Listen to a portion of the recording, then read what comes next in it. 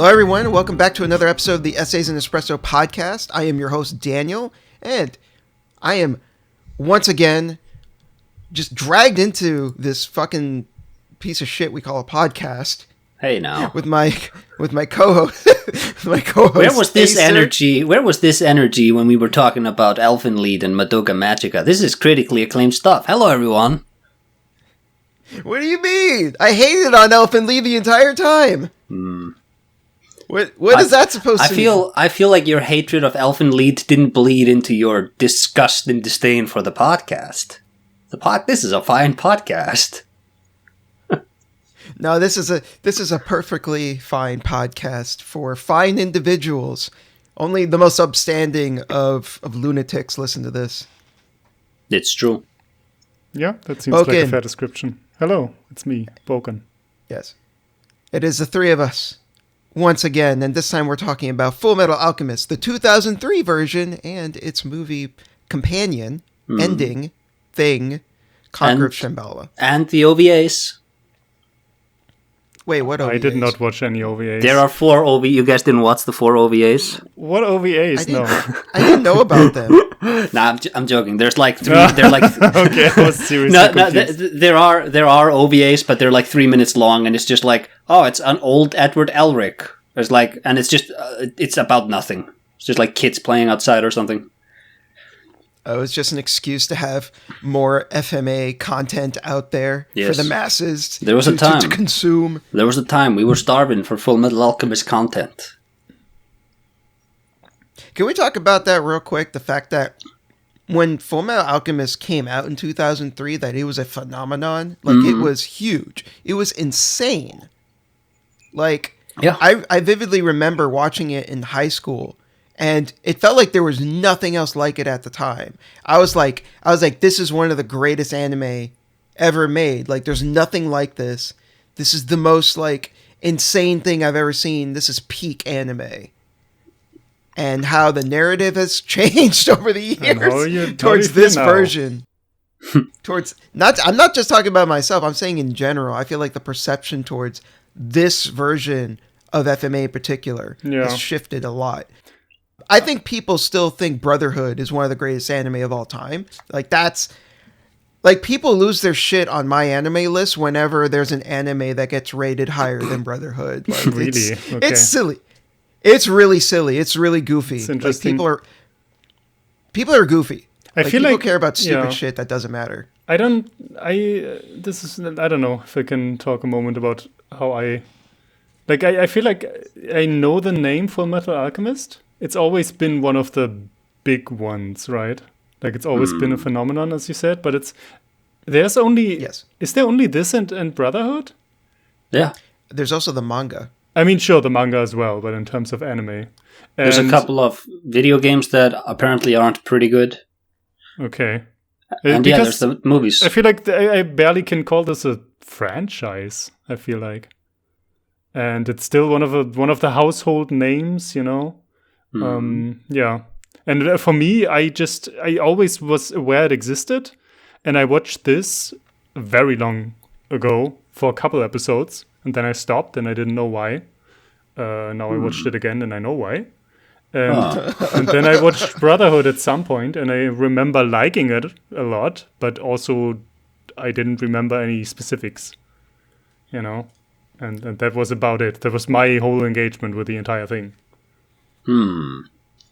There's also the Sacred Star of Milos movie, which is kind of just like a side movie. It doesn't really have anything to do with anything. But yeah, aside from that, that's it. That's all there is to FMA. Huh. When was Brotherhood? 2010.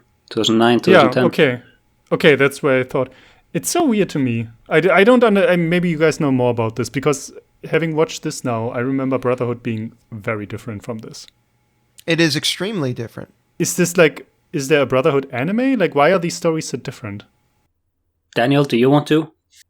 Yeah, I'll go ahead and explain it to you. So, initially there was only the manga, and I don't know exactly when it was decided to turn the manga into an anime, but the manga was not finished yet.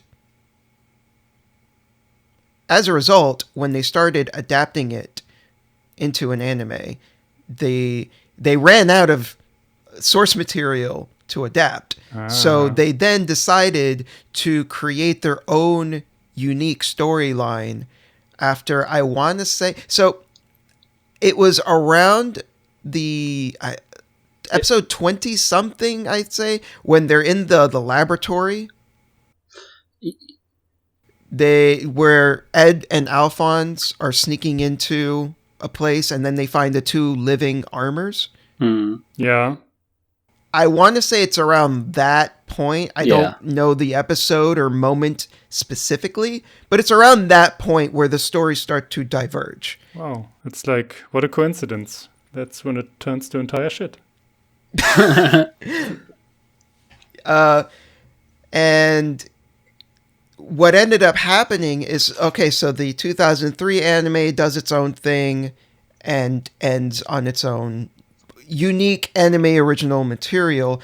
The manga kept going in its own direction. I think the mangaka, she provided some materials to the team. I think because if you look at the design for Hohenheim, who was introduced much later, it's very similar to how he looks in Brotherhood. Yes. So I think it's very possible she may have, shared some stuff with them, but they ended up, just doing whatever they wanted. I think she probably revised her Hohenheim design, because that would have been like an early sort of, he's going to look something like this. And then later on, she's like, well, I'm going to actually introduce him now. Maybe I overhaul my planned design.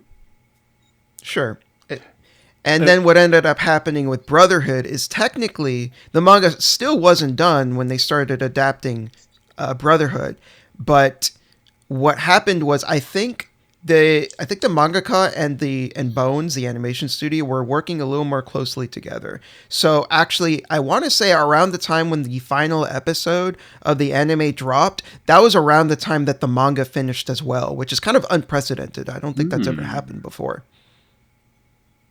Okay, interesting. I do remember, now that you mention this, I do remember there being like a strange hiatus, like in the middle of it when it was coming out. So yeah, as a result, the Brotherhood anime is a much more faithful and close adaptation, with exception to the first 13 or so episodes of Brotherhood, which are kind of just regurgitating a lot of the same content that we saw in the first 20 or so episodes of the 2003 anime. But that makes sense if that was what already existed of the manga when this came out, right? Sure, but I'd say in the long run it was kind of to Brotherhood's detriment, because those first 13 or so episodes are seen as lesser. It's not, it's again, it's like rushing through that content. It's not given the same care and consideration. So care and consideration. Okay. Well, they're trying to condense that same stuff in a much shorter amount of time. But okay, they're trying to condense the first 20 episodes of this, you mean? Yeah. Yes. Well, maybe but we can talk about the first 20 episodes of this. Half of them are stupid filler. Well, those fillers aren't in the manga. I recently read the manga; they're not there. Yeah. So I've never read the manga, so I don't know. I'll have to defer to you. You didn't like the filler episodes? You didn't like the false Elric brothers? I hated this whole thing. I'm gonna say it right now. I fucking hated this show. Oh my god, Bouken, you ever Bouken? Wow. How does it feel to be so wrong? Have you ever thought about that? Yeah, I don't know. It happens sometimes. I'm sure people are gonna get on my case, and I'm not even saying it's a bad show. I'm saying I was very frustrated watching this because I can see some good elements, and there was always some bullshit getting in the way of me enjoying it. And at some point, I was so emotionally detached watching this. I just I couldn't care anymore. I hate this so much. All right, before we get into that, so Bouken, you already kind of talked about your history with you go ahead. FMA. Aesir, I know you have a very interesting history with FMA. So I please do. Let us. So please talk about that. This was back in elementary school. Somebody was showing he was showing some. It was some showcase of don't drink and drive, kids. And the background music was Coldplay, and that was the first time I encountered Coldplay. And I was like, I'm 10 years older or whatever. I like this band. And then I was like on YouTube, bing, bing, bing, like Coldplay, and I don't remember what song it was, but I saw like, this was back when this was big on YouTube, like anime music videos, people edited. Yeah, AMVs. AMVs, that's right. And he did an AMV using exclusively footage from the Conquerors of Shambala. And I was like, that looks like such a cool movie. And I watched the movie. And then later on, I find out there's a whole show. But that was like months later, and I'd watched the movie like 10 times. That's crazy. And it makes no sense. No, it makes a lot of sense. You just gotta be with it, man. You just gotta accept what's coming, you know? We'll talk about Shambhala towards the end. But yeah, I started watching Fullmetal Alchemist when I was in middle school, and it was appearing on Adult Swim. Do you guys know what that is? Yes. Sure.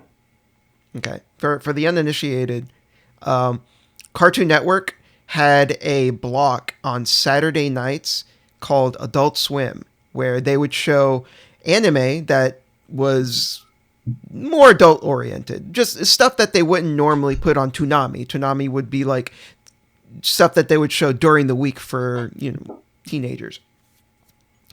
And I remember watching Fullmetal Alchemist going, this is, especially to my like middle school brain, I was like, this is one of the greatest things I've ever seen in my life. And I would wait every single week, every single Saturday night to watch as much as I could. Now, as a result of it being, you had to like catch it when it was on, it was not a complete watch through, unfortunately.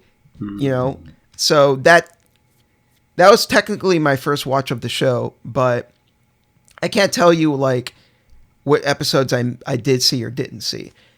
Now, I watched the show again after I saw Brotherhood, because I had showed my sister Brotherhood. We had watched it together, and she wanted to see the original.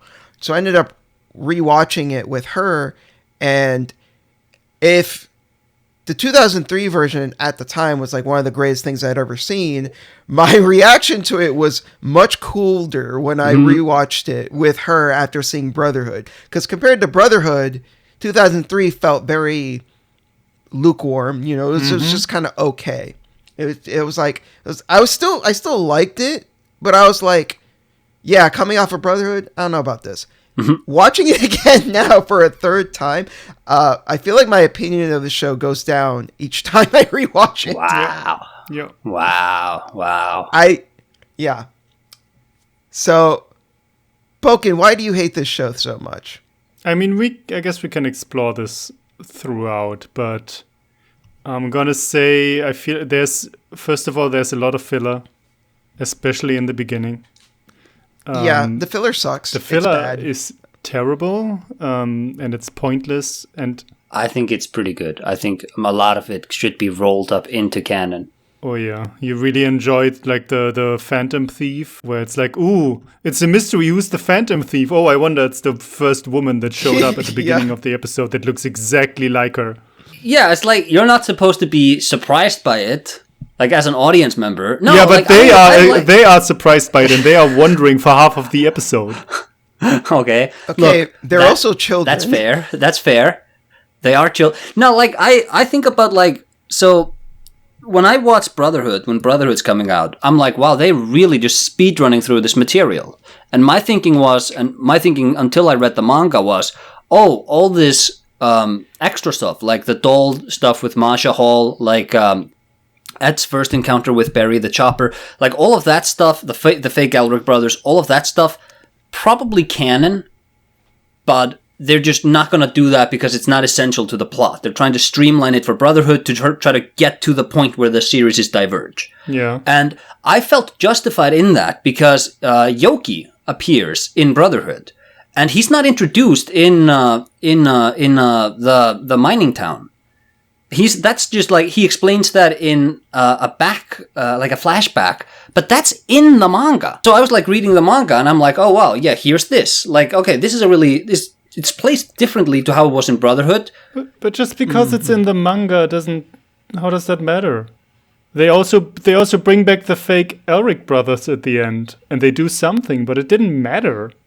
Yeah, but what I'm saying is, a lot of this, like, especially like Barry the Chopper, I had just assumed, even in Brotherhood, that, oh yeah, that probably is canon. Like that Edward Elric met him and he was trying to kill Winry. That probably just is canon. Let's keep watching. But then I read the manga and I'm like, oh, it's all gone. All my filler gone. What happened? That's really interesting. I would have expected Barry the Chopper to have been part of the story, but that's really weird that he's not, because Yep. it just felt that actually felt really well integrated. Yeah. See, Yeah.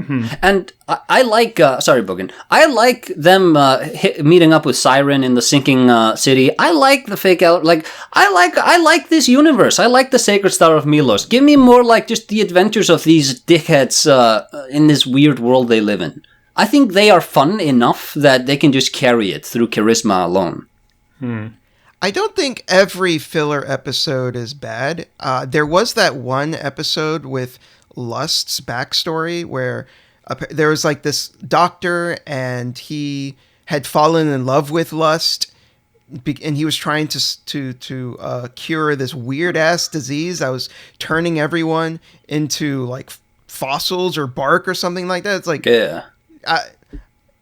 I think that why that episode worked for me as a filler episode is, even if the story was self-contained and it didn't have anything to do with the main plot, it informed us about Lust's character. Lust's character is, very important to the narrative. So learning about her and adding, like, giving her more of like a sense of humanity, ironic because she's a homunculus, I think gives her character more texture.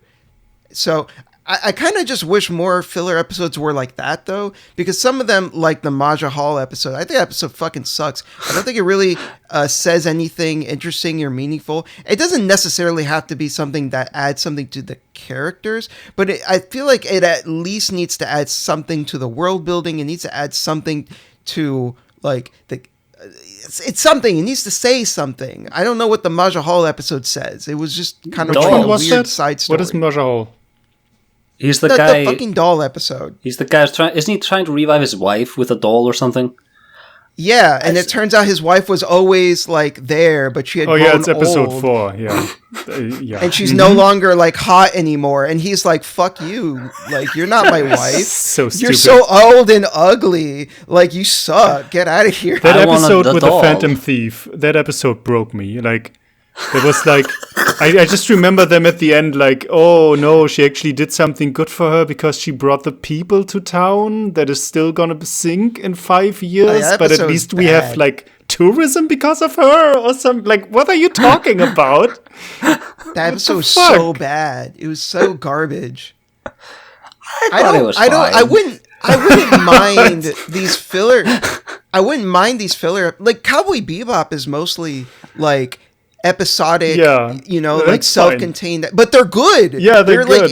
Like I think they're like really engaging. I doubt This isn't. I doubt your average Cowboy Bebop episode is as good as the Siren episode. I've never seen Cowboy Bebop. I've only seen the first episode. Okay, sure. Dude, stop.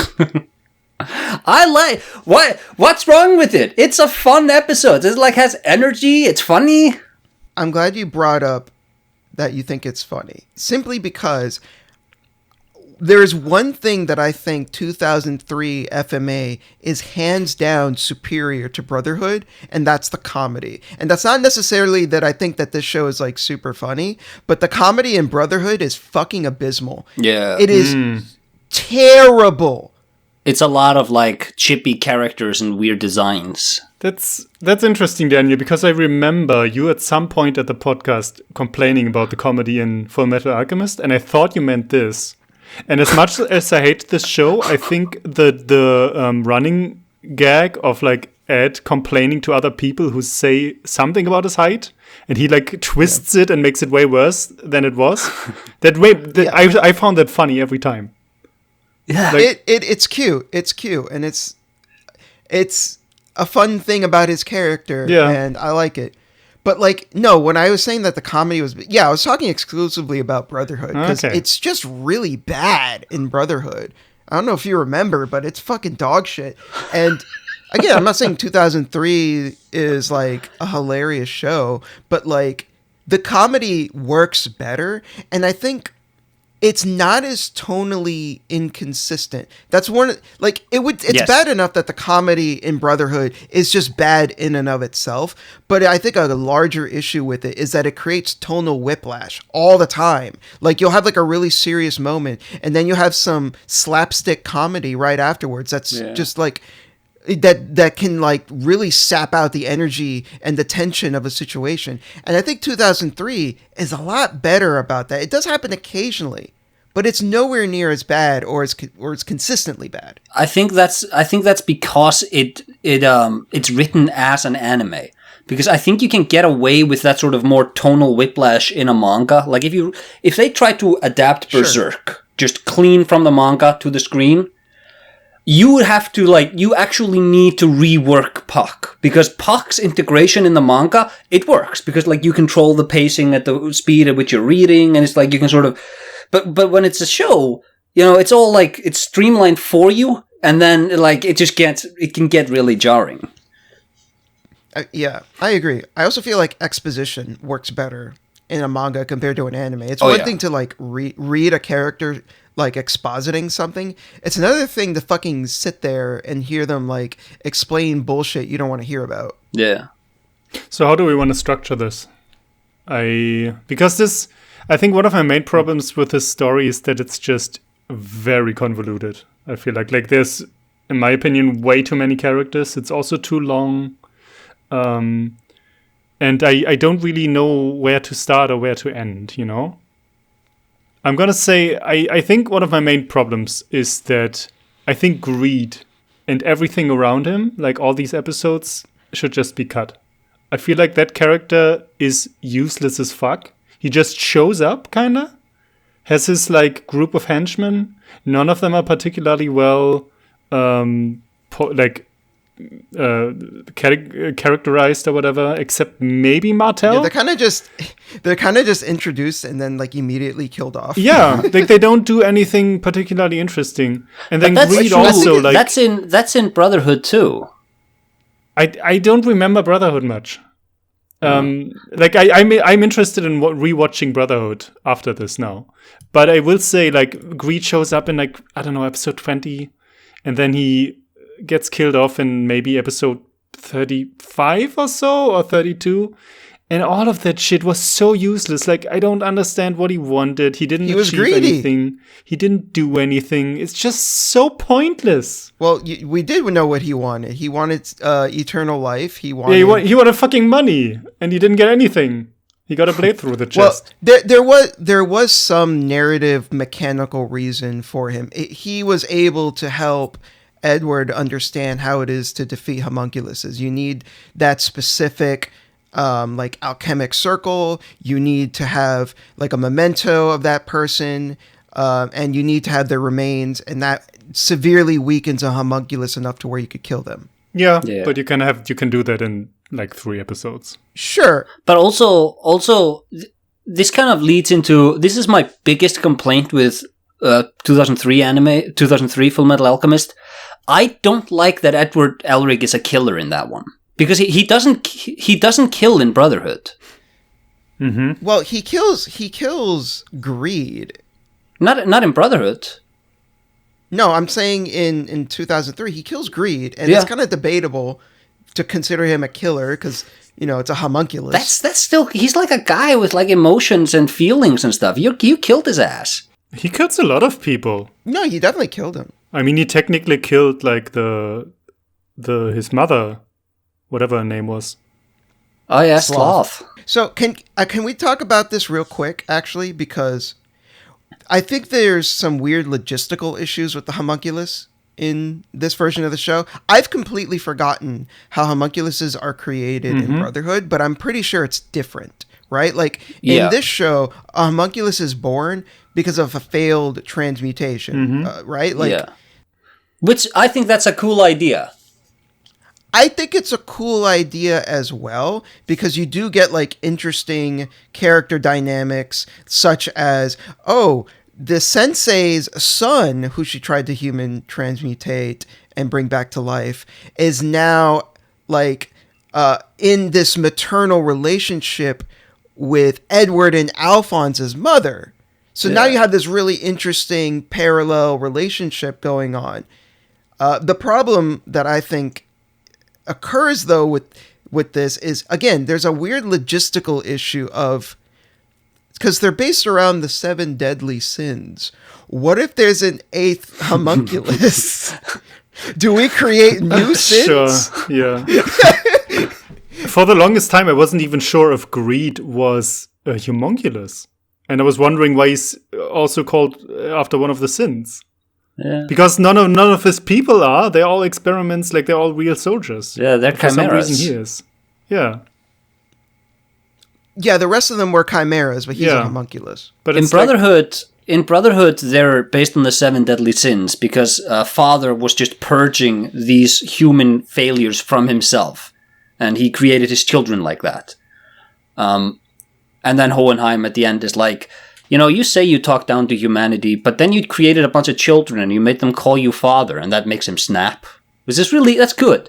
Here, like you said, it's like, there's not a lot of sins. You're like, what's going on here? I don't know. Then they start naming them after the writers of the Apocalypse or some shit. I don't know.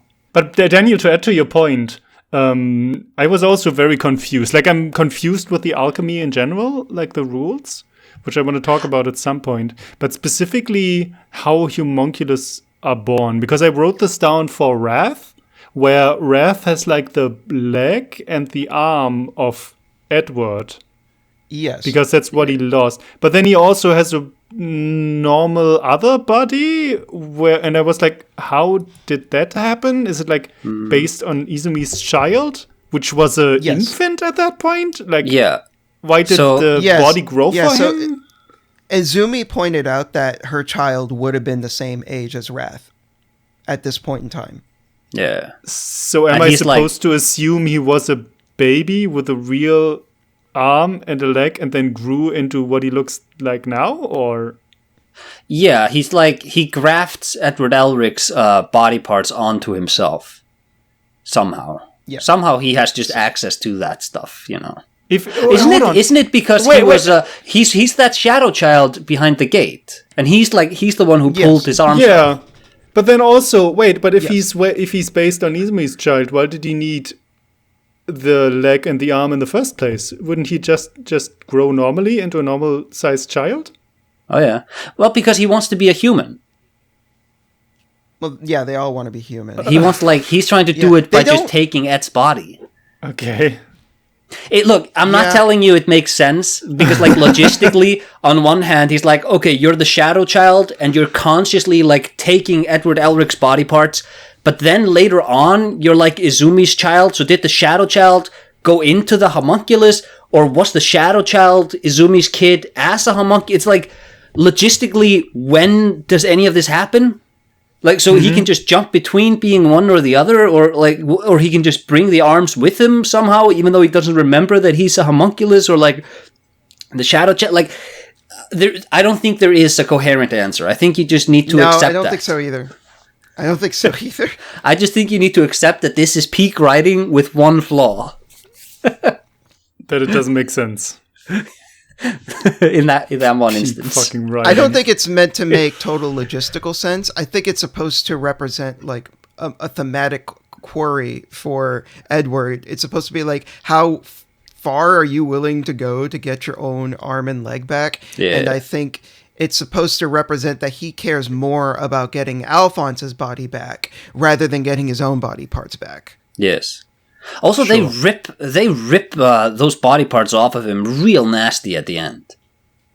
Can we talk about the violence in this show? This is something else 2003 does better. The violence looks so much better. The blood splatters, it's thick and it's visceral. Jesus Christ! The first episode. Well, if you watch it, I've you watch it with the English dub. That's the way I've watched it. Just the blood curdling screams. And look, Vic Mignogna, bad guy apparently. But the blood curdling screams at the start, it's Jesus Christ, Brotherhood doesn't have anything like that. It is brutal, I'm gonna say. Like that image of Nina as a dog when Scar like disintegrates her and she's like splattered onto the wall. That's fucked up. Yeah, that's a great visual. Do we want to talk about that? The most infamous episode of FMA? Yeah, sure. I guess everybody knows it, right? This is iconic. Yeah. Like, this is an iconic episode. Yeah. The whole like what is it called in English? The principle of equivalent exchange. That's also just iconic. Like I feel like everybody knows about this and how they tried to resurrect their mother and it didn't work. Like the whole first scene is very, I don't know. It's just known. It's impactful. Yeah. Yeah. Yeah, I just bring it up because that whole thing with Shao Tucker and his daughter Nina has like gone beyond the scope of the show in a way that is kind of insane. I remember seeing this one meme. I don't even know if it's really appropriate to call it a meme. Where the fusion dance from Dragon Ball. So somebody drew the Nina and her dog doing the fusion dance. I've never been satisfied with how Scar left that sequence. He's like, "Oh, your DNA is fused to the core. You can't be separated again." And it's like, no, man, you can't separate. You don't know if they can be separated. Like, why wouldn't they be separatable again? There's no law of... Wait, but doesn't know that. The guy says the same. Her father says exactly the same to Edward. This is he does, doesn't he? But this is like a problem with the way the show deals with equivalent exchange. It's like, it's equivalent exchange sometimes. Sometimes you can't, like, because in science, if you can do it, theoretically, you should be able to undo it. And I'm not saying the show should have pursued the line of thinking of like, well, what if the show just becomes about Ed trying to fix this? Because I think, like, story-wise, it makes more sense for it to be like, this is how deranged you can get if you get obsessed with like human transmutation, Ed, so you need to be careful. Yeah. And also like just how it just you can just steal your humanity like it did to poor Nina and her dad. But I don't know, I feel like they make a bunch of assertions that they then don't really apply later on.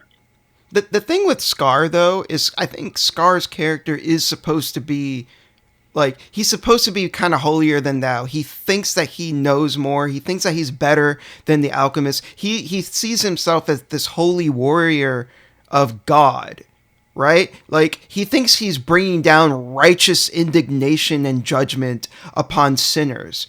He's not thinking about this stuff logically. He doesn't actually understand alchemy. I agree with that. It's like, it totally fits his character. It's like he's not looking for solutions. He's just like he doesn't even learn all these steps of alchemy. He stops at the second step because that's what he needs. In Brotherhood, he's just like motivated by vengeance until his mentor, old priest, like talks to him again and is like, "Stop doing this because you're just abusing these religious texts in order to justify your own need for vengeance." But in this one, I don't like. He doesn't have that moment of like, "Oh, I'm just destroying things to destroy things." He doesn't have that moment. No, he just keeps going, and then he has like he creates the Philosopher's Stone at the end of the show. I'm so confused by that whole thing. Like, I kind of get his emotional arc is supposed to be, okay, I see how Edward and Alphonse treat each other, and it's like a pure brother relationship, and that's what I had with my brother or some shit like that. But that whole, the logistics of the alchemy in this at the end, where he just creates the circle and somehow, I guess, his arm is able to create a Philosopher's Stone and he turns Alphonse into it for some reason. It's so hard to follow. It's so convoluted. Well, the Philosopher's Stone is made from human lives, and so he used the lives of everyone in that city to I understood that, but didn't his brother fail to do that? And then he somehow gave him that arm tattoo that is also like his brother's power somehow. It's just, man. I love the idea of like, because Scar, like creating the Philosopher's Stone. It's like a trick. He's luring the military in there. He's evacuating the citizens, and then he's just going to sacrifice the soldiers. That's such a like cool function of like warfare you can perform in this crazy universe, and they don't do that in Brotherhood. In Brotherhood, isn't he just a good guy at the end? I barely remember, but I remember him having like being sort of a Zuko type. He defeats Bradley. I literally haven't seen Brotherhood since it came out. You guys are total Fullmetal Alchemist fakers. I thought I was talking to I'm guys not who a knew faker. what they were. I thought you are. What do you mean? I've watched 2003 like 10 times. I've watched Brotherhood like 20 times. I'm so well versed in all of this lore. I even like the movies, and you guys are like, I haven't seen it in like 10 years. What do you want from me? I disclosed at the beginning how much I watched it, and that I'm not even much into it. What the fuck? FMA 2003 is like 50 episodes, and Brotherhood is like 60 episodes. Like, I'm sorry, I barely rewatch things as it is. It's harder for me to go back and rewatch like 100 episodes worth of fucking anime on a consistent basis. I guess some of us are just more devoted to it than others.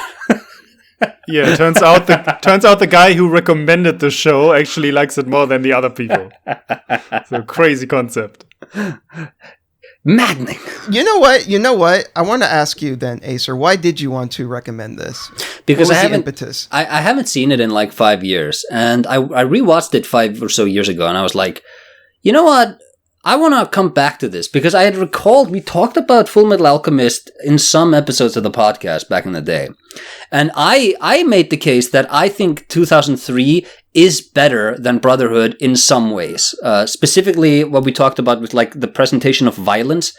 I think tonally it works much better. Like we talked about where Brotherhood will just have like, oh, we've met the final evil, and now Ed's like a little gremlin chippy character because of a joke. And it's like, works in a manga, doesn't work in an anime. But also I had recalled the story being much, much darker and just like hitting harder. And I didn't get that from my last rewatch. And so I was like, I wanna go back to this. I wanna assess this in totality. It's hard for me to like directly compare, but I do agree with you that the depictions of violence, I'm like, every time we say that, I keep thinking about Conqueror of Shambala specifically, like that fight between Gluttony and Wrath, where Wrath like slams his arm into the ground, and then Gluttony tries to get like one big bite, and there's so much blood. And he's like screaming at Alphonse to perform the transmutation because it hurt so much.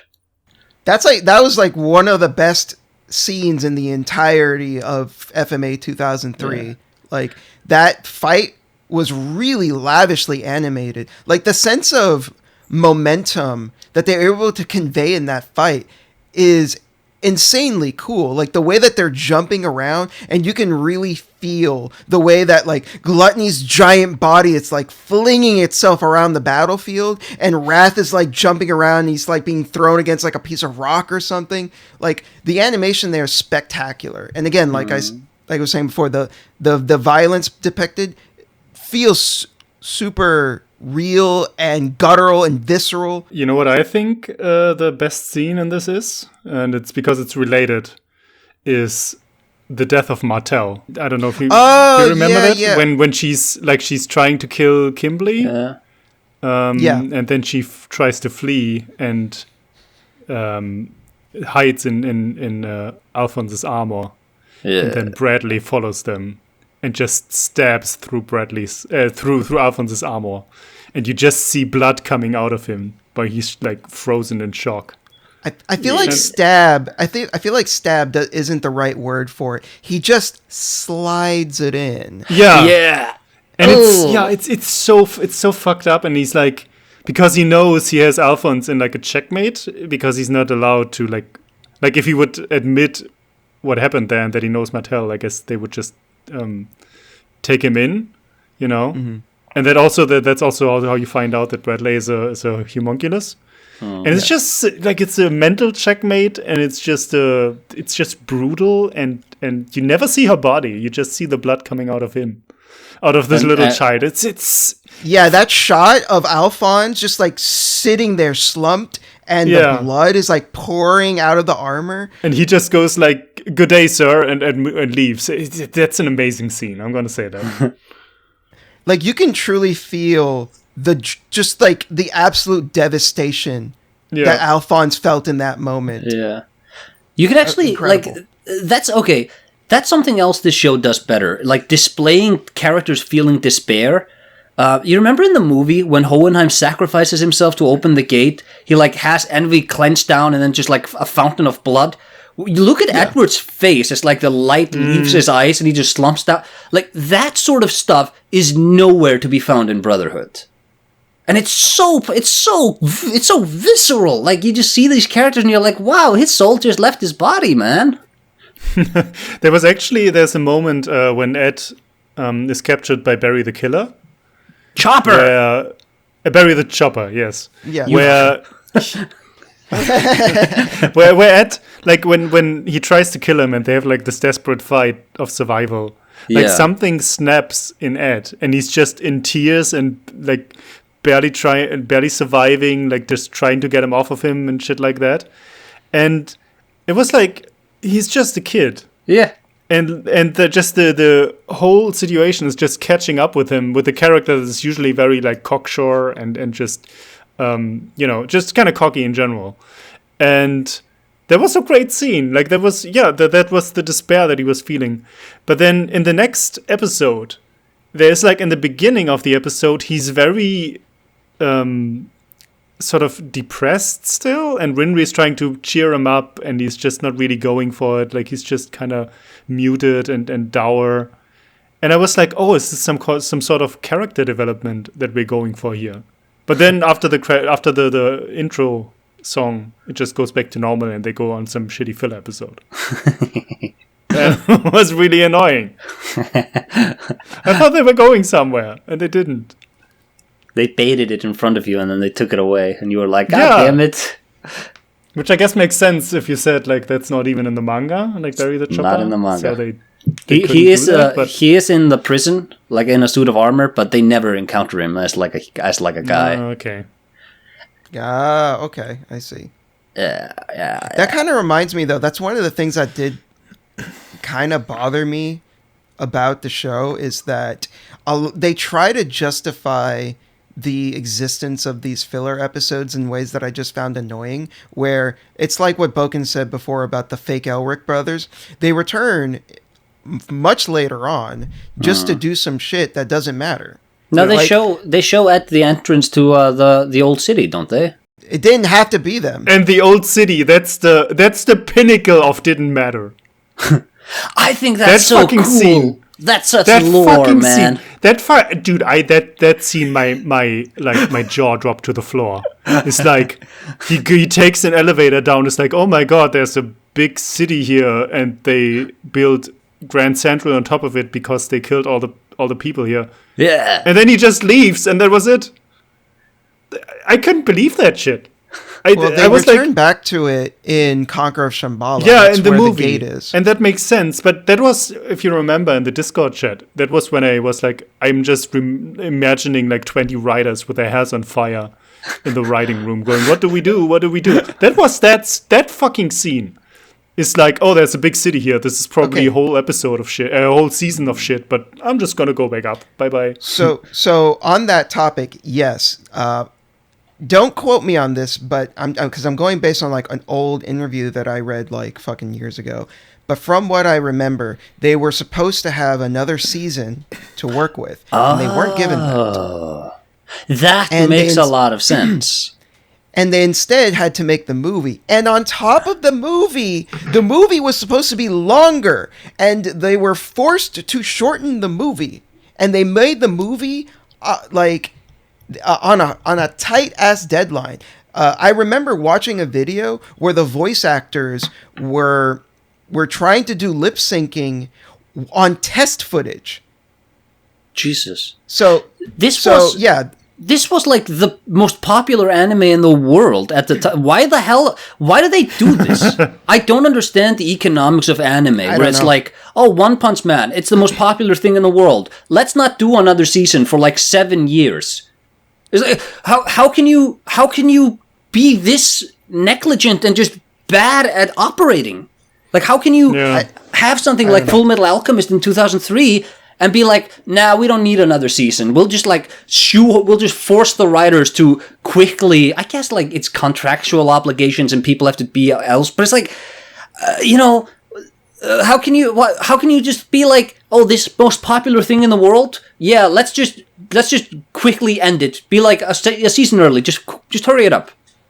Yeah. No, it's a shame because I don't remember how much longer the movie was supposed to be, but like I vividly remember it was an animatic where the writer director were like, okay, here's the script, and then the person above them is like, make it shorter, and he's like, okay, made a shorter version, and he's like, not short enough. He's like, oh fuck, gotta rewrite it again.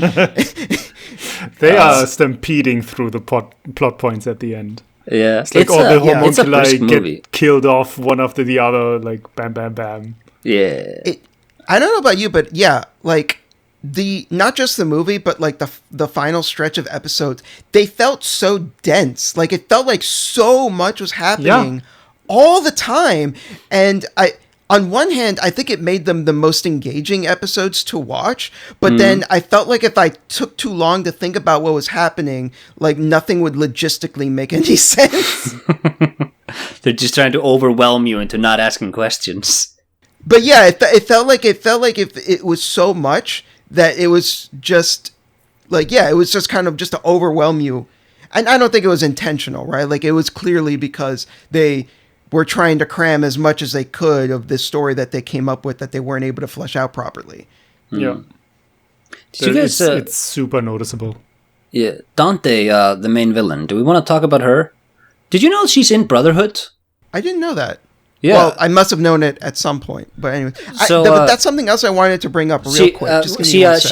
Just real quick. She cameos when Edward is talking to like, I think he's talking to Yoki. She cameos in like some tiny capacity, and or wait, maybe that's in the movie. Yeah, no, wait, I'm confused. That's in the Conqueror of Shambala, isn't it? Where he like meets the other version of her, and he's like, "What?" Yeah, and that's not in Brotherhood. But the old version, old woman version, is in Brotherhood in like a background scene. Doesn't matter. So that's why I wanted to bring up, because that character Lyra was introduced in that mining episode. Mm-hmm. Yeah, but they brought back. But it didn't have to be that character, right? No, she was completely irrelevant in that episode as well. Yeah, and she's not in the manga, Lyra. But they made her the vassal for Dante because it felt like they were trying to justify the existence of that character in a way that was totally unnecessary. Now, you're telling me that mining episode, though, because I originally thought that was a complete filler episode that was not in the manga, but you're telling me it was? So the mining that happens in the manga. I think it's the very first thing they do in the manga, actually. But Lyra is not in it. So that lends credence to what I'm saying. I think they added her to have like an anime battle at the end. But it's the same with Rose, because Rose like shows up here and there throughout the anime, and then at the end she's only relevant because Dante wants her body and take it over. But why her specifically? I mean, she's a character we know, but why can't it be any other fucking woman? Why wouldn't it be Winry? You know, it's like she's trying to pick somebody specifically for Edward to love. It's like, well, why would you go to Rose? Why wouldn't you like incorporate Winry, like the most important woman in the entire, like she's been there since the beginning. Why wouldn't it be her? Yeah, Winry would have made a lot more sense because that is the woman that Edward cares more about than anyone else. Yeah. Which I gotta say, I'm not a shipper. I don't really care, but like I have to imagine that shippers in 2003 were fucking fuming when Edward and Alphonse end up in a parallel fucking world, not able to be with Winry. The shippers must have been up in arms. Got him, got their asses. But he got to be with the alternate gypsy version of Rose. Her name was Oh god, Noah. Was that supposed to be Rose? Yes, that was supposed to be Rose, and the guy driving the car was Scar. Yeah, Scar and Lust. I saw that. I didn't recognize Rose. Well, their hair is different. Yeah, the hair's different. I think she also has she doesn't have as big eyes. Is it really supposed to be Rose? It is.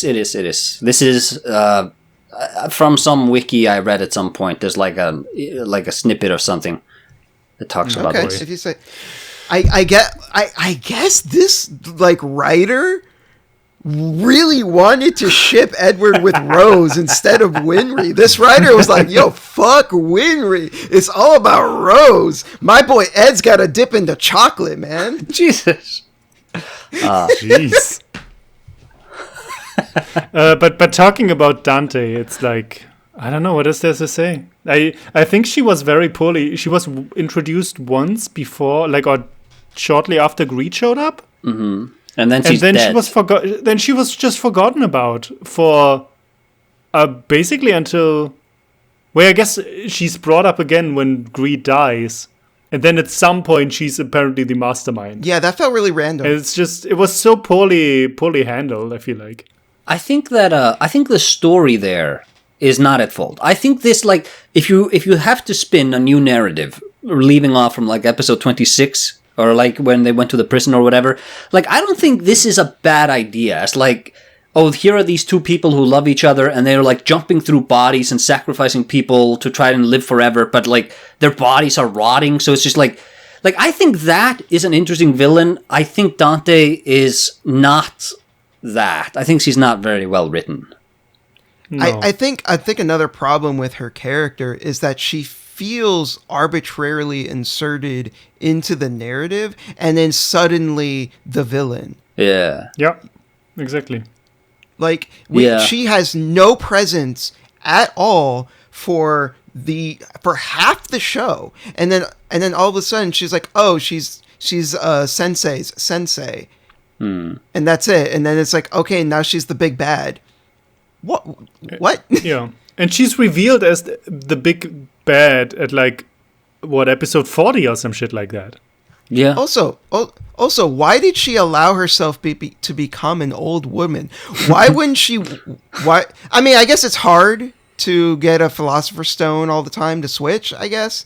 But I just imagine she'd want to be young all the time, right? Be a hot young lady and not this old wrinkly fuck.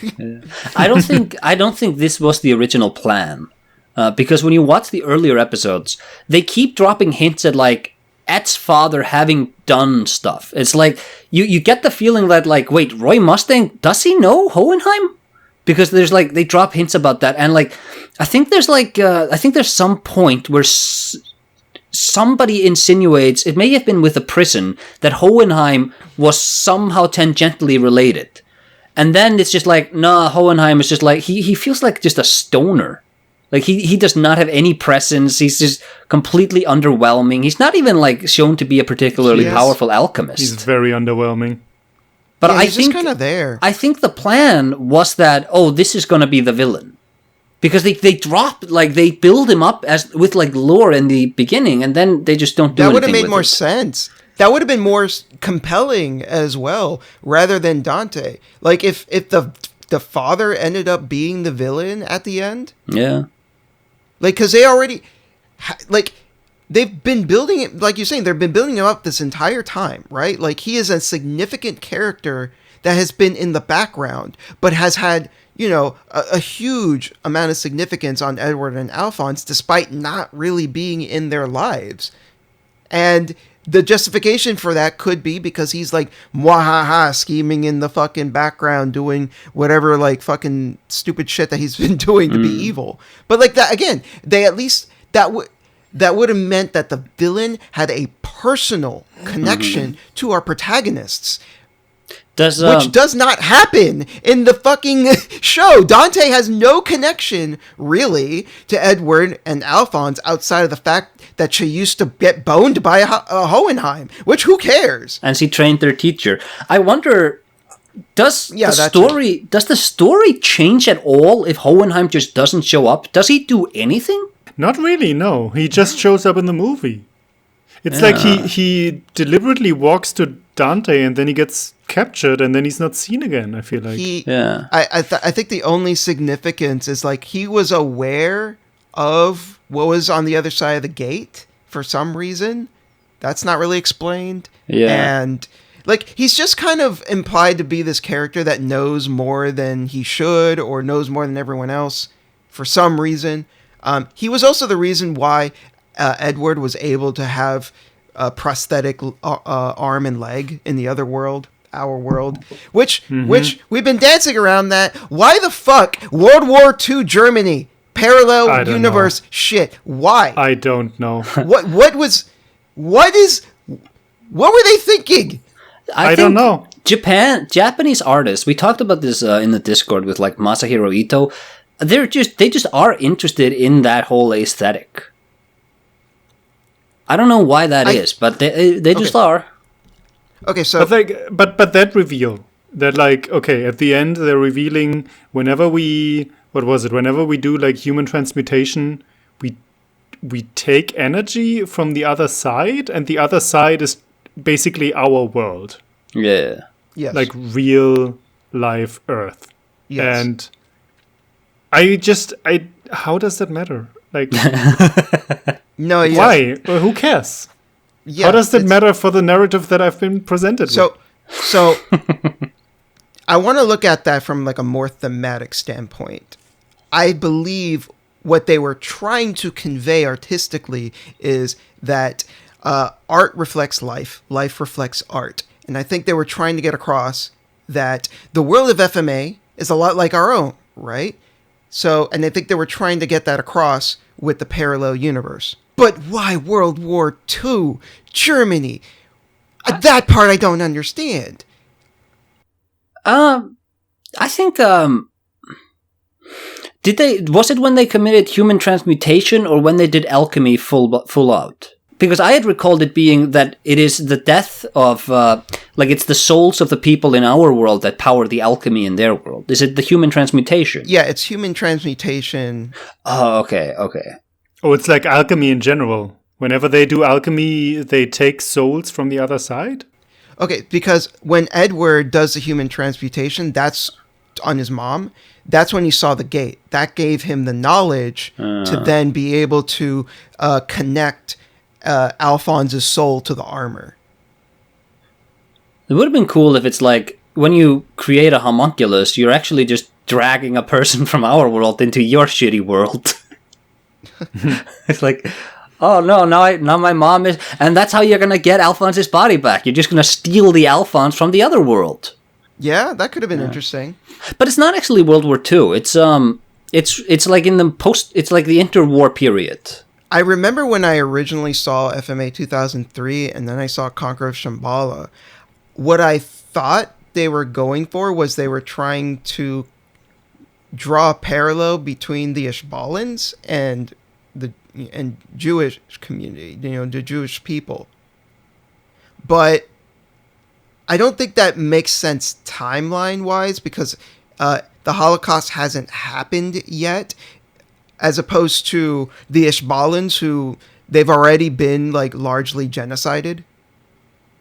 Yeah. So at least timeline-wise, it doesn't like totally match up. I think thematically, they might have still been trying to make that parallel. But again, it just logistically doesn't quite match up. Does the movie, like, I don't think the movie has any like really strong thematic message or idea. I don't think there's anything that really comes together at the end. Not really, at least. Not really, I guess, no. Oh, that's Roy Mustang. He back for some reason. I feel like the show. I feel like you could say a lot about the show thematically, but the movie does not feel like a culmination of the themes that were established in the show, outside of maybe the brotherly love between Edward and Alphonse. Because that's a clear and consistent theme throughout the show, right? And I guess that does come to a head in the movie, but outside of that, I don't know. Yeah, it has like elements. I mean, the Bradley is called the Führer, you know, and then they go into Nazi Germany. Yeah. Yeah, and he's a Jewish film not even director. Nazi Germany, but pre-Nazi Germany. And he's Fritz Lang. Okay. Yeah. He's Fritz Lang, the movie maker. Sure. I did kind of like right. that. I did think that was interesting. And it was like, but also, this is like talking about thematics. This fucking bothered the hell out of me is when, at the end, when Mustang or Ray Mustang kills Bradley, he is injured in a way where he now is wearing an eye patch himself. Yeah. And I was like, are they trying to imply that he is turning into Bradley? Like, he's not at all that character. I guess he's going up in rank, but he's not nearly as corrupt or homunculus. Like, what are you trying to say? Is it just a cool visual? Like, what are you doing? Yeah, I'm gonna have to say that unfortunately, I believe that was for the sake of aura farming. Did he? Yeah. You know what character I like from 2003? I guess we're just like we don't have any real flow anymore.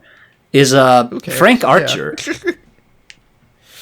I think he's Archer. Yeah, when he turns into a mech. Yeah, like he's one of the best characters in the show. He's not in the manga, not even as like a regular guy. This is like one of those characters. This is one of those characters that Troy Baker, like at this time, this is like the peak of Troy Baker, like Schneitzel in Code Geass. This guy, like this is what he needs to be playing. Just like these power hungry lunatics. What else? Okay. What else is good? I remember a scene where Kimberly is betraying Greed. Yeah. And he gives like a package to Archer. Yeah. And to this day, I don't know what that package was. I think it's his. I think it's Greed's head. It's some it's part of Greed. Or of the original person that Greed used to be. Aha. So that Archer can control him. If he needs to. Yeah, pretty much. But he didn't. Nah. Greed just died. Yeah. Greed just died. That's why when Greed died, the package just shriveled. Yeah. Cool. So I don't think plot point. I don't think it was a skull though. I think it was like his heart or something. What the fuck? Because why would the skull shrink like that? Yeah. In the dub. I don't know. It's just I don't know. In the dub, when Kimberly betrays him, do you guys, Daniel, you rewatched it with subs, didn't you? Yes, I did. Do you guys know how Greed, how that scene is performed in the dub? No. Greed goes, Kimberly, you bastard, you've betrayed us, haven't you? It's so like he doesn't sound too much off from Japanese, as far as I remember. No, I like his voice. Sounds a lot funnier though. Yeah, I think the cast is really good, really solid voices. You were shitting on Alphonse, Boken? Alphonse is terrible, and they give him like this weird filter because he's coming out of an armor, I guess. Yeah. But it sounds so bad. It sounds like he recorded it at home in his bathroom. It sounds like he's about to drop the best YouTube diss track of 2008. Yeah. So what do we think about what I found to be a sort of strange turn of events, I guess, where Dante was arguing with Edward about equivalent exchange not being real? Because I always understood equivalent exchange as very specifically an alchemic rule. And it seemed that they were treating it as like a law of reality or something. And I was like, what? Like that didn't make any sense to me. It felt like the entire time it's like equivalent exchange is for alchemy. Like it's an alchemic rule. But then Dante was trying to argue from the standpoint of like, well, equivalent exchange, doesn't really make any sense, right? Like, look at this baby. This baby is technically doing equivalent exchange. It's doing what it can, but that's not enough. It's just going to die. And it's like, I was like, what the fuck is this? What is she talking about? What is happening? This is not how I understood equivalent exchange. And Edward was like, no, equivalent exchange, it's real. It applies to everything. And I was like, no, it doesn't. What the fuck are you talking about, Edward? I feel like that's just sort of I'm gonna be honest. I was mentally checked out at that point. That's just like that's like their philosophy. This is like just like their ideology that they have, and they like extend it between like chemistry and human relations for some reason. But even Hohenheim was like, "Oh, I'm so glad equivalent exchange is not real," and I'm like, "What are you talking about, dude?" And then, but then Edward afterwards is like, "I'm gonna choose to believe it. If that makes me a child, then I'm a child." Yeah. Okay. I still thought they were talking about alchemy. No, to me it sounded like it was meant to be like what Aesir said. It's supposed to be this philosophy of life, which doesn't make any fucking sense. If it is supposed to be a philosophy, it doesn't make any sense. Like it's just nonsense. But it's both. Is what I'm saying. It's like it both applies to alchemy, but they extend it to also be about philosophy. I get that. But just making sure. That's just stupid.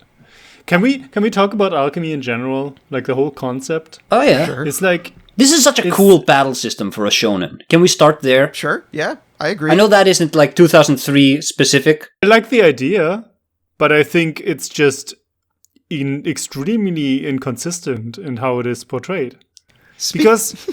Speaking of inconsistent, remember in that Maja Hall episode where the dude had a fucking little tiny screwdriver and he transmuted it into a fucking sword?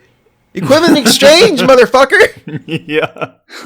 It's a hollow sword. It doesn't... I never got a grasp on what Ed can actually do and what he can't do. Because, like... His signature weapon is like this little tiny fucking blade that he uses. But then at the same time, if you recall, when that library burned down, he was ready to recreate the entire fucking building.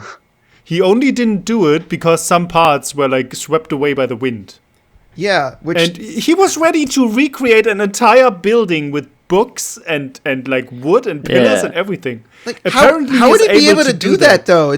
He doesn't know it was written on the books. Like, how would he be able to do that? I don't know. Maybe if like the information is carried within the material itself. But like, how powerful is he? And how can other people do that? No. That he can just create entire buildings? No. They kind like he does that in other parts as well. He's special. So I think I don't know if Aesir's being facetious, but like Edward literally is special because he saw the gate. The gate granted him knowledge that is not known to most people. But I think that in and of itself is kind of a problem because Edward is also extremely unimaginative sometimes with what he transmutes. It's like, buddy, you can't come up with something better than the same fucking spear that you keep recreating over and over again? Yeah, it's a tiny fucking blade. It's a bat with your face on it. It's like a horn with his hair. He basically has the powers of Green Lantern. Not quite on that level, but yeah. But come on.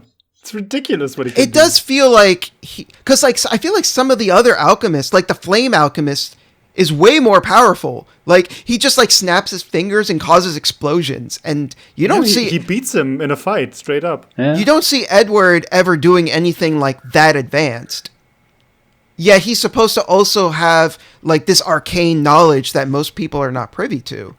I think it doesn't amount to much. In Brotherhood, they explain that because he saw the gate, he doesn't need to do a transmutation circle, and his everything else is just because he's a prodigy.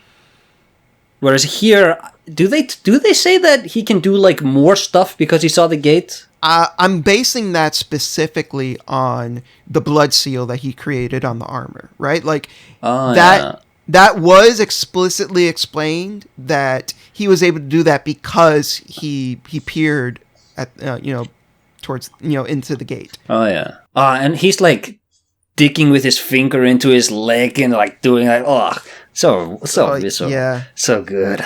Yeah. Hey, why did Mace Hughes have to die? In Brotherhood, it's because he uncovers the whole plot of the main villain to transform a Mistress into a transmutation circle. Here, I don't think it is. Like, I think the direction, the sequence is much more powerful, but I don't think the revelation is anywhere near as interesting. They drop the mystery. Like, Roy Mustang is not hunting Envy down. No, it's true. Like, only we as the viewers know, right? Yeah. But the other characters learn it through, I think, Winry and Cheska? Yeah, I think so. Yeah. He kind of dies for nothing. I guess you're right, yeah. He died because he got too close to the truth, Yeah. I guess. He didn't quite get there, but it was close enough to where they were like, we need to get rid of him. Also, like, if Dante's plan is just to keep jumping between bodies, she controls the entire country. Like, what is this? Like, you don't have greater ambitions? You control. You No. have control over the leader of the entire country, and your great plan to do. You're just like, this is just something you do casually on the side. Like, my main plan is just to survive forever. Meanwhile, I'm in control of everything in the world. It's like, what? It seems like she literally just wants to live in her fucking mansion in the forest by herself. That's all she wants to do. That's her great ambition.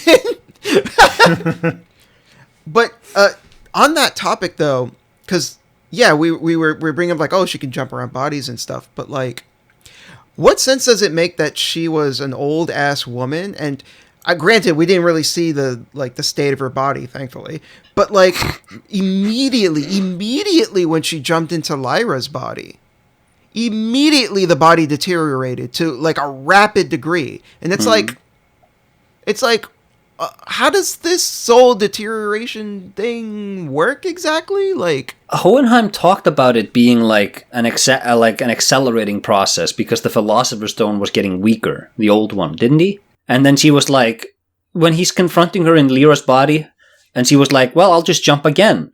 And he's like... He does say that. Yeah, yes. And then it'll just rot quicker. I guess logistically it's still kind of weird that she got that old, and then... Yeah. Immediately, like, turns into a cadaver when she switches again. So I understood it as what's happening is that their souls are deteriorating the more they do that, because they're not, like, you know, humans are not meant to live for like 400 years, right? So I think it's her soul that is actually like withering away. And because her soul is rotten from like from being around for so long, that just being attached to that body is what's causing that body to deteriorate. At least, again, that's how I got it. I think we can all agree that Dante is a poorly integrated villain with weird motives and weird plans. Yeah. Yep. Could have been better. Could have been better. Also, can I say one final opinion that I think you're all gonna disagree with? Oh yeah. I don't like the main characters. I actually don't like most of the characters. What? And I find it very hard to relate with them. Because I feel like they should have just learned their lesson that human transmutation isn't worth it in the very fucking beginning. And I find it annoying that the entire show is about them trying to redo what they know they shouldn't do anyway and shouldn't have learned at this point. And like everybody gets so into helping them. The military does, all the fucking commanders, all the fucking lieutenants. Everybody just gives them so much leeway, even though they're kind of assholes. And they kind of are. I don't understand why everybody gets so emotionally attached to them just doing what they already know they shouldn't be doing. Okay, so have you ever interacted with a child before, Bouken? Not really. Okay. I mean, kinda. I have a niece, but children love to do things that they know they're not supposed to do. Yeah, but this is an entire army, and they're supporting them with money and manpower. Because they're prodigies. So? Being able to transmute without a circle is fucking insane to them. So they're like, okay, these kids are geniuses. We need to help them. Also, like, his researching the Philosopher's Stone is valuable military information. But it's also weird, again, if you're trying to be like we're trying to seriously digest the story here, it's like, Dante already knows how to make a Philosopher's Stone.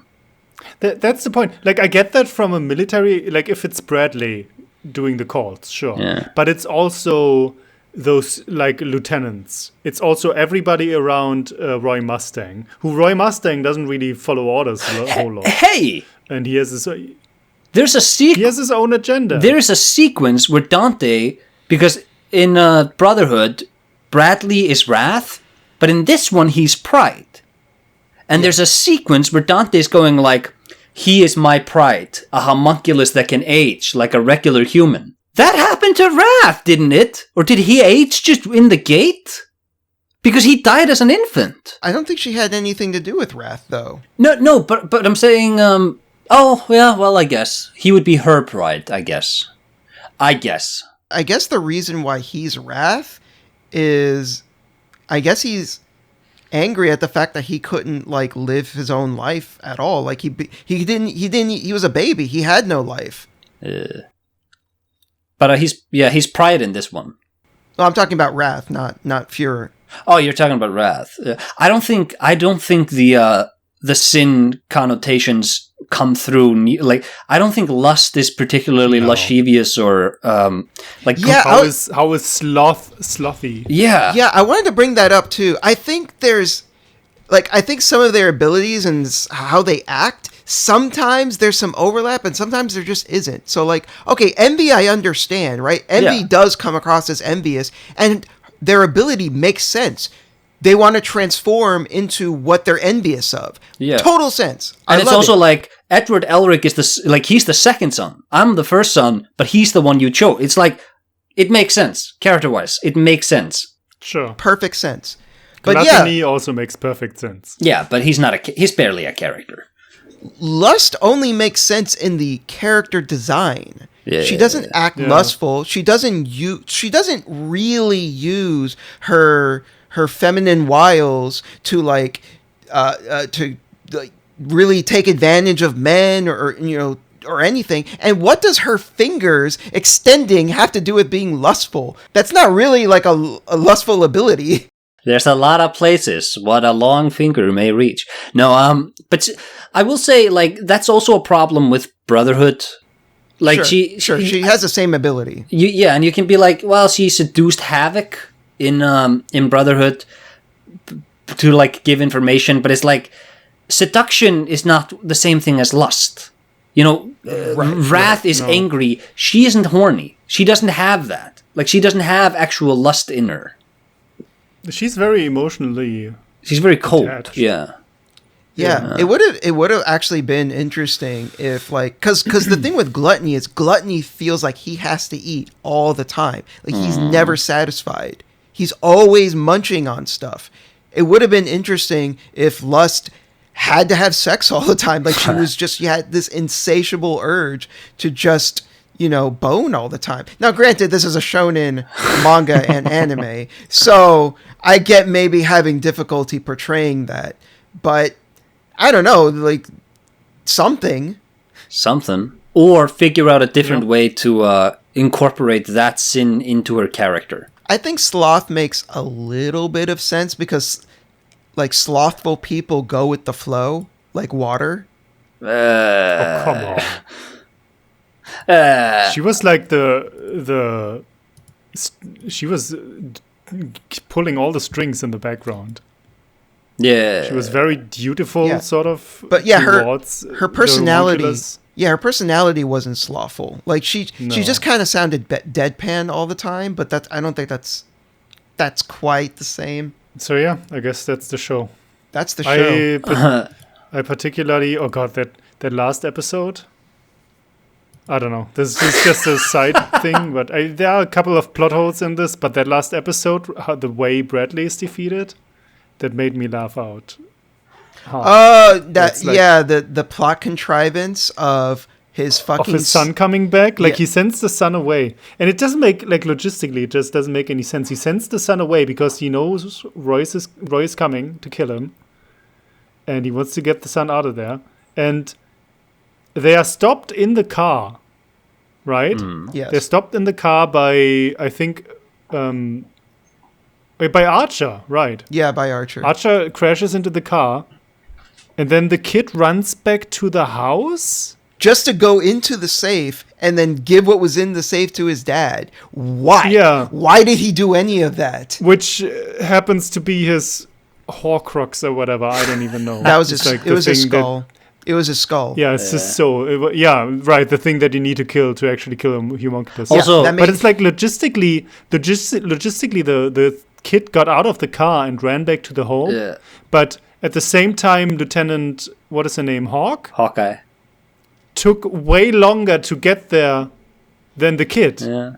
Also, Like Roy was already. How did the kid get back so fast? They crashed at the same place. I also have questions like, hey, Roy Mustang, it's really cool that you waited until after Bradley murdered a child before you went into action.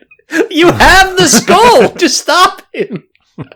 It's like, nah, I'm gonna watch him kill a that's kid true. first. Did the kid not survive? That kid died. No, he strangled him to really? death. Yeah, he strangled him. I was thought so it didn't shocked by finish. that. I was so shocked by that because right after Bradley snapped that kid's fucking neck and threw him across the room, Roy grabs the skull and triumphant music starts playing. That kid is the most powerful homunculus. Second most powerful homunculus in Brotherhood. In Brotherhood, yeah. Yeah. No, totally different character. You know what I really liked? This show has a better soundtrack than Brotherhood. Really? Yeah. I remember really liking Brotherhood's soundtrack. Brotherhood has a good soundtrack. This show has a much better soundtrack. You know what's really cool? I mean, I did like the music, but okay. when they entered our world and it's like Beethoven starts playing, it's like, oh, it's our music. Yeah, I did like that. I did like that sequence because of the music. Yeah, actually, one thing I actually really liked is the colors in our world are more desaturated compared to the FMA world. If you were to go back and watch the movie, whenever you would see something from the FMA world compared to our world, the colors are noticeably more muted in our world. Just a nice artistic choice. It's really weird. sure. We talked earlier about Mace Hughes' death. Mace Hughes is barely a character in Brotherhood, but he is so there's so much time spent with him here, and his like antics with his daughter. It's so endearing, and then he dies. Yeah. But it's like in Brotherhood, his death is actually like really significant because it like kickstarts the entire Roy Mustang vengeance. I'm gonna destroy the government arc. But like he's barely a character prior to dying. I don't remember that, but I remember him dying as one of the most important plot points for sure. Yeah. It almost feels like the best version of FMA is to watch like FMA 2003 first, Yeah. and then switch over to Brotherhood. Yeah, but like you have to sort of headcanon in what you want and what you don't want. It's funny that we didn't really talk about the plot at all because I feel like the plot is so all over the place. It's just basically like impossible to structure. Well, a lot of the first half of the show in particular is very much a monster of the week, or should I say philosopher's stone of the week type of structure where they're just like they're just going to random towns and they're like every time someone talks about the philosopher's stone they freak out. They're like, oh my god, tell us more, and then they get into some shenanigans and it's like, darn it, it's another fake one. Rinse and repeat for like 10 more episodes. Yeah. And then, I mean, basically the second half starts with Greed, which I found very boring and annoying because that character doesn't really do much. And then eventually they get into the main conflict with the homunculi. I remember Greed in Brotherhood being a phenomenal character. He is. I remember really, really loving Greed. He is so good. Just absolutely enthralling to watch. Yeah, what is there to say about the movie? I know that Acer fucking loves it. I love this movie. It's like a weird alternate time travel movie that's also has like Indiana Jones vibes. Like Edward Elric is in his like brown coat with like a golden gun hunting down a dragon in a castle. That's so cool. That sequence made no sense logistically, like how they... but it made no... It's so cool though. It was so like stream of consciousness. Edward happened to see someone that looked like the Führer, and he was like, oh, it's a homunculus, instead of the natural assumption, which is, oh, that's someone that just looks like him. Yeah, like my brother. he knows that there are other people in this universe who are like the counterparts. Right? And then he knocks out the driver, and then the dude's like, hey, you want to go help me find a dragon? And Edward's just like, yeah, sure, I guess. And then it turns out to be Envy. Like, what the fuck? Who, I guess, I didn't remember this really, but I guess Envy gets pulled into the gate, right? Yeah. Yes, because... Although I didn't understand why he was a dragon. Transforms into a dragon to try to fly. Yeah, he's like being ripped apart and he's like transforming, isn't he? And then he like turns into a dragon to fly as fast as he can, so he's not destroyed, I think. But are you implying he could have turned into a dragon at any point? Well, see, that's an interesting are question, you isn't saying Envy it? can fly? Yeah, it's a very interesting question. If Envy can do something as crazy as transform into a dragon, where was this ability earlier on in the show? Hey, since we're talking about the movie, I think Eckhart is a much better villain than Dante was. She's like this crazy cultist. I think that's like, and like admittedly, I think she's hurt because she's just the villain of a really brisk short movie. But that, as like, oh, we're gonna invade this other world and conquer it with like this weird pre-World War II tech mixed with like magical alchemy goop. That is so much more interesting than anything Dante was doing. Sure, I can agree with that. But I am also... I could not follow her plan at all. She wants to invade Shambala. The logistics, the plot holes is just... But like, I vividly remember when she makes her way through across the gate, she just immediately starts attacking. And I was like, lady, what is your plan? And Edward asked that. Yeah. He asked her that. He's like, what are you doing? She's like, when I came here, I saw you guys were way cooler than us. So I was like, y'all gotta die. I was like, what kind of motivation is this? True. She goes, yeah, right. That's the big reveal. It's like her motivation is she's just gonna kill this other world. She has to destroy this other world because she's like, you're not actually human. You wear human faces, but you're not. Yeah. And I think it's supposed to be this like moment of irony because she looks way more monstrous than Edward does, clearly, because she's like covered in the black goop and stuff because, you know, she's also a fucking Nazi. And then ironically, when she goes back to our world, she is like a complete like black goop monster, and all they see is this creature, and they're like, just fucking shoot her. Mace used to the rescue. I'm kind of jumping to the end here. I don't know if we want to talk about the movie beforehand. Talk about whatever. I'm picturing this, like her, like pitching this plan to Hitler, you know? It's like, hey, I'm gonna take all these fucking war machines, like these amazing magical war machines, into the other world, while you gather a couple of soldiers in Munich and push to overthrow the government in our world. Like, I feel like, hey, all these machines would have helped in the real world to take over the government, because the Nazis just get beaten back there, and then everything is hunky-dory, while they also get beaten back in the alchemy world, you know? Yeah. It's like, how does it make any sense to invade this new world while you're also trying to take over this other world at the same time? Like, do one first and then the other. I think it's really weird that they try to tie it into like Hitler, which like on one hand, you're like, no, but like you can kind of see how they got there, because they're like, okay, it's 1920s Germany. Like, if you're like, we want to explore this world, and this is like pre-Nazi Germany, but then it's like, well, you can't really like, Hitler is not, he's not in charge of like, he can't give you this material. No, like they just have their own cult. Yeah, it's like, we have a cult, and all, like, the resources of everybody, and it's like, either Hitler is important to your plot, or you leave him out. You don't do this halfway thing where he's like, oh, he's involved, but don't worry about it. It's like, he could have been completely cut from the movie, and it would not have made a difference. But I will at least say, I kind of like that whenever he was on screen, they drew him like he was fucking crazy. Like, his eye, the way that they drew his eyes, like, he looked like he was nuts. I like Mace Hughes in like the Nazi outfit. I think there's like, because I would like to see the longer script, because there's a sequence where Ed is in like the hospital and there's like this World War I veteran who's talking about how the government like betrayed them. And there's like, we didn't lose the war. The government just betrayed us and left us to die on the battlefield.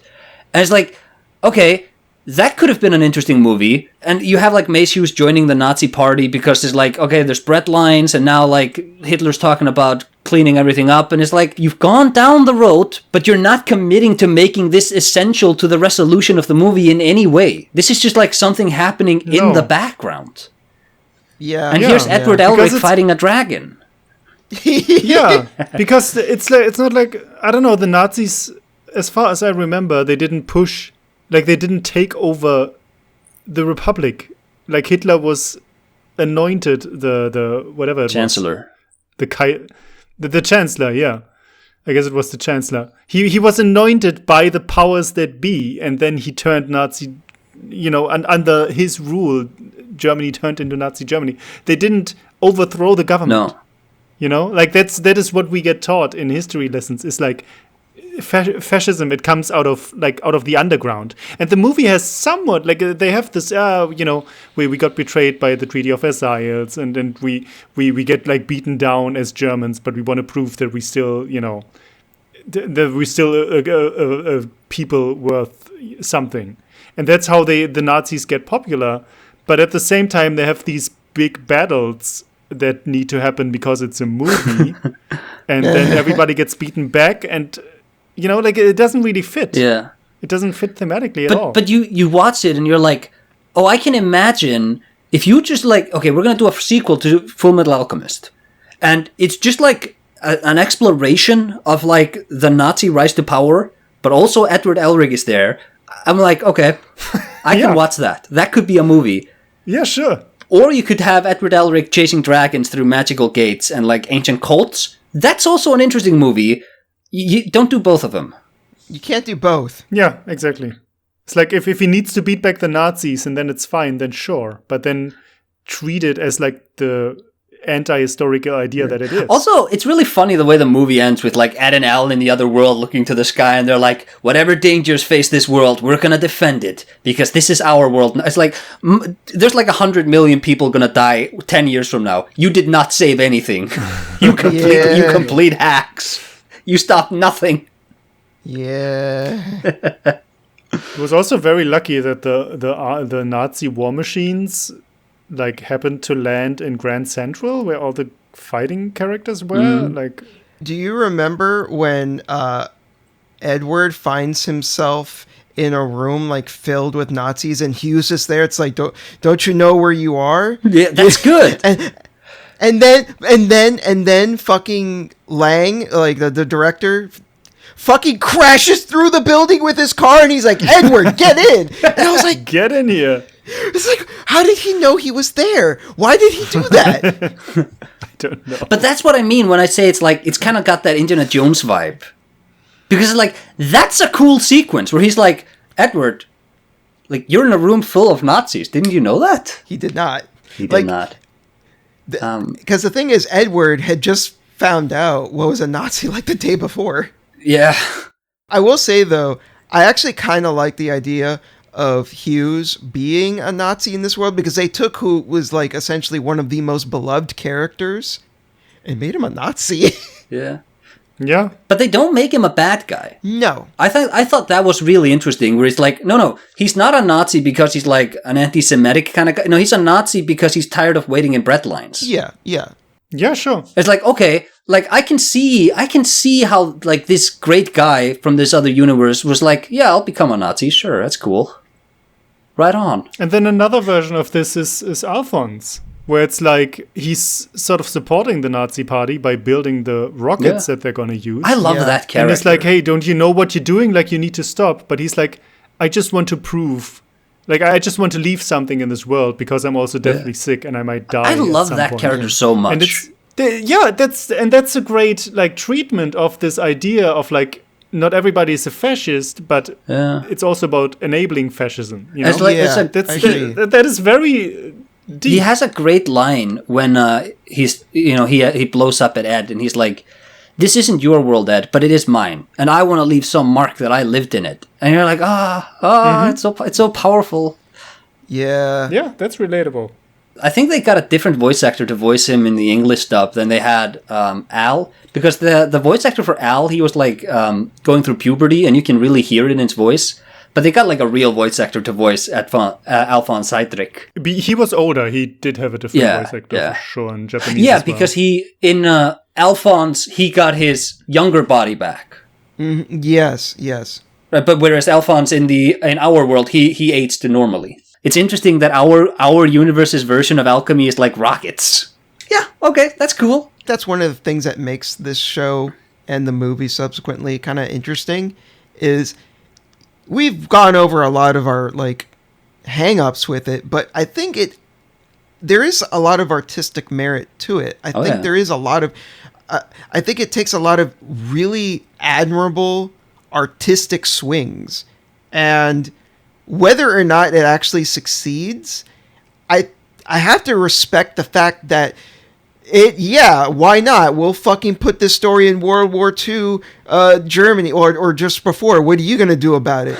It's it's like well shit.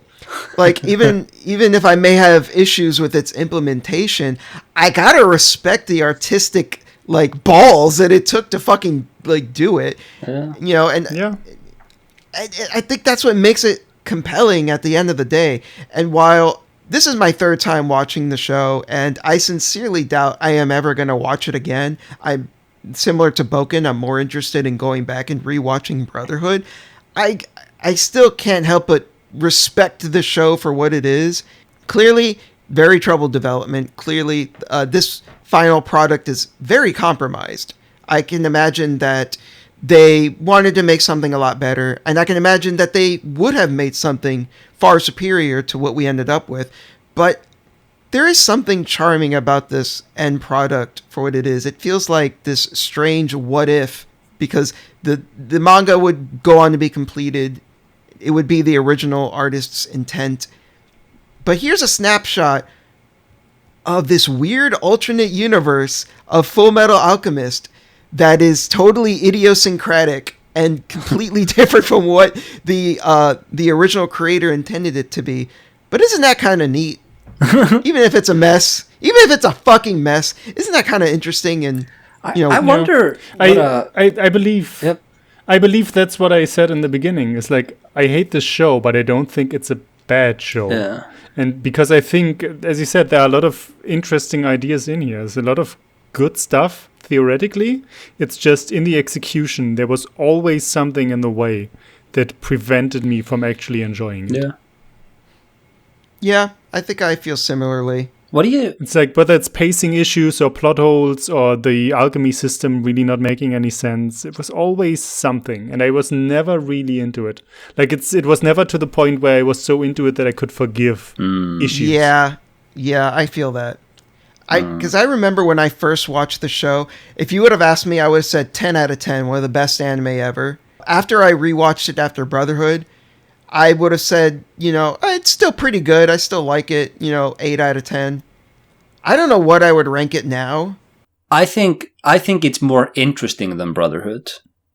I think this is because it's so off the wall. It's like, okay, it's half real adaptation, but then it just like goes off into a million different directions. You don't usually see shows like this anymore. Most shows just take the Brotherhood approach of just like, just adapt it. Just don't...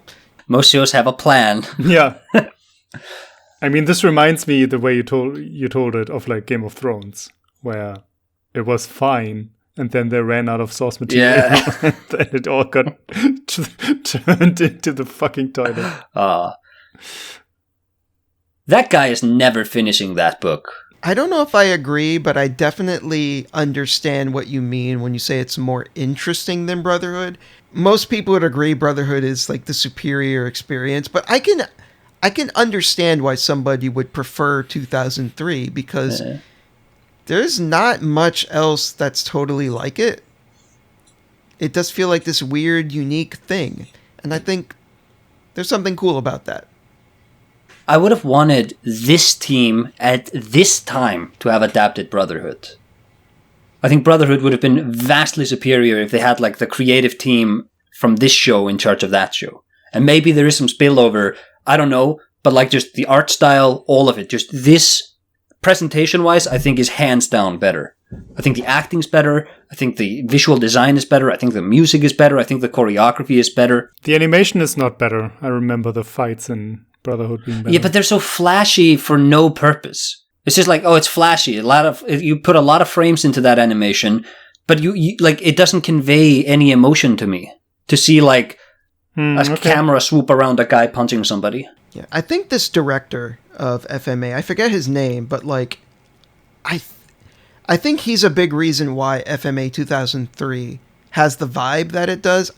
He clearly has a lot of talent. Like, I think as a director, the way that he utilizes cinematography, I mean, you know, not literally, there's no actual cameras, but you know what I mean. The way that he's able to present certain scenes and the way that he's able to capture emotions in this show, he clearly has a lot of talent. And I think I agree. I think when I look back on 2003 compared to Brotherhood, generally speaking, I think the directing is just better in this one. Brotherhood, by comparison, feels a little flat in terms of the direction. But then again, I haven't seen Brotherhood in a while, so this is just based on what I remember. I'm kind of excited to check it out again. Yeah. Well, I'm sure I think the story and the writing holds up a lot better. Oh yeah, it's much better written. Do you think Arakawa? Do you think she was like, oh yeah, make this character like she who wrote the series? She's like, oh yeah, make Mace Hughes the most beloved character in my wonderful little manga. Make him a Nazi. I don't care. You think that was done maliciously? They were like, you didn't write the manga fast enough, and we had to finish it. So now we're gonna turn him into a Nazi. I'm gonna make your character into a Nazi. Any final words on this? I feel like we've sort of exhausted ourselves. I think I've said everything I wanted to. So, like, pretty great. You didn't like the part where Edward grabbed the girl's boobs in the Siren episode, but otherwise pretty good. Yeah, but otherwise, this is a solid, like, 8 out of 10. Oh, yeah. Oh, really? Alright. I loved it. You hate the show, but it's an 8 out of 10. That's interesting. It just didn't connect for him, but he recognizes its brilliance. It's a very humble take. I don't know why I don't understand sarcasm, Daniel. I understood you were being sarcastic. Shut up. Okay, whatever. Who selects the next media to go through? That would be me. Apparently it's Daniel. I don't know why. What do you mean you don't know why? Yeah, go ahead. What are we watching? Daniel, do you have any final words? You sound so mad. No, I'm fine. No, you don't sound fine. Look, I'm just gonna put this out there. Fine. I feel like I had a beer, okay? Bouken shows up hammered. I feel like Elfen Lied was kind of Daniel. I feel like Daniel pushed for that. I think so too. Daniel disagrees. I didn't push for it in the sense that I really want you guys to see this. This is my recommendation. It was literally just, hey, this is some Garbo trash that we can dunk on real quick just to signal that the podcast isn't dead. All right. It wasn't a legitimate, like, guys, I really want you to see this. This is a deep and meaningful, piece of media for me. No, I'm not. I knew you didn't like Elfen Lied, but I still feel like that was your pick. I struggle to see how that was Bouken's pick. It wasn't. Well, it was nobody's pick. No, that's not true. The last pick. That's not true. We had gotten comments from people saying that they wanted to see us dig into Elfen Lied. That was part of what made me choose it and push for it. So that was your pick. It's not the same thing. You admit it. It's not the same thing. It's fine. I actually looked at our chat and it was like, he said, hey, wouldn't it be funny? And I also said, yes, that would be funny. And then we kind of just ended up doing it. So look, I blame myself as well. I blame myself. Daniel, just pick what you want to pick. Okay. Well, my final thoughts on FMA. It's a show that I respect, and I'm glad to have seen it again, even though my opinions on it are a lot messier than it initially was. But I think it was nice to see it again and really appreciate the stuff that it got right, and even appreciate the stuff that it got wrong, especially since this was something that meant a lot to me at the time. My next recommendation is thankfully not 50 fucking episodes. It's half that. I want you guys to watch Fate Zero. Oh, yeah. Oh, okay. Kind of saw that coming. Didn't we already watch that? I watched like 2 episodes of that. Asa. Yes, you watched 2 episodes. I watched all of it. I talked to Daniel about it. You watched it while you were playing Hollow Knight. That does not count. That's right. That counts. And then you kept saying there were snakes when there were insects. I think I said there were some manner of grumpy little vermin guys, and you just assumed I meant snakes, but I meant probably insects. No, pretty sure you said snakes. We'll have to go back. We'll have to check it out. I'm down to watch Fate Zero. It's a great show. It could be fun. Yeah. I've seen the show like 4 or 5 times. This is one of the few anime that I've actually rewatched multiple times. I don't do that often. And I'm looking forward to seeing it again because I just really like it. It's just one of my favorite animes to watch. All right. This was, I think, when we started our podcast, was when I watched it first. Because I remember specifically the job I had, and I think it was 2020. Oof. Yeah, I think for me. I think so. I think it was something like that. We were so young. Do you guys remember when we were young and full of energy? And then the PlayStation 5 it was 2018. Jesus. Oh, you was even older than that. Oh, man. Oh my god. Boys, we got so old. Oh. I feel like the COVID years kind of screwed everything up. I think it did. Because it feels like a black hole. Yeah, but it was like 2 or 3 years. It's like, what? Huh? Yeah. It felt like we were recording our memories of a certain period of time. And then it just stopped during COVID. It just feels like we jumped over it. Yeah, because culture went on hiatus for that entire time. Yes. Yeah. That's a good way of putting it. Anyways, I think that's it. So we will reconvene when we've all seen Fate Zero. And that's pretty much it. Unless the two of you have any final things that you want to touch on before we close this out. Subscribe to my channel. Sure, subscribe to Asa's channel. Yes. Yeah, sure. And mine too. Not Bouken's because he's retired, but I haven't retired yet. No, don't bother. If Bouken gets 100,000 subscribers, he'll come back. I actually was listening to a random episode of our podcast, and I remember saying that I'm going to make a video when they bring out the inevitable Legacy of Kain remake. And they did! I think I'm not gonna do that. I think that's not happening. Oh, wow. Oh, wow. You fucking backtracking. Fake fan. Don't hold me to something I said 5 years ago. I don't give 2 shits. Oh, yeah. A man of no integrity.